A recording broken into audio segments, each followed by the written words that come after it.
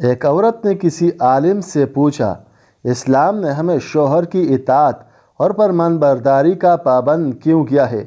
شوہر کو ہماری اطاعت کا پابند کیوں نہیں بنایا؟ عالم نے پوچھا، تیرے کتنے بیٹے ہیں؟ عورت بولی، 3۔ اس پر عالم نے جواب دیا، اللہ نے تجھے ایک مرد کی اطاعت کا حکم دیا اور 3 مردوں کو تیری اطاعت کا حکم دیا۔ تیری اطاعت اور تیرے ساتھ اچھا معاملہ کیے بغیر وہ ہرگز جنت میں داخل نہیں ہو سکیں گے۔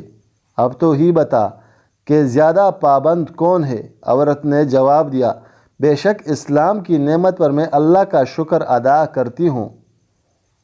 جبرائیل علیہ السلام رسول اللہ صلی اللہ علیہ وآلہ وسلم کے پاس آئے اور کہا، یا رسول اللہ صلی اللہ علیہ وآلہ وسلم، خدیجہ رضی اللہ عنہا آپ کے پاس ایک برتن لیے آ رہی ہے جس میں سالن یا پرمایا کانا یا پرمایا پینے کی چیز ہے۔ جب وہ آپ صلی اللہ علیہ وآلہ وسلم کے پاس آئی تو ان کے رب کی جانب سے انہیں سلام پہنچا دیجیے گا اور میری طرف سے بھی، اور انہیں جنت میں موتیوں کے ایک محل کی بشارت دیجیے گا جہاں نہ شور و ہنگامہ ہوگا اور نہ تکلیف و تکن ہوگی۔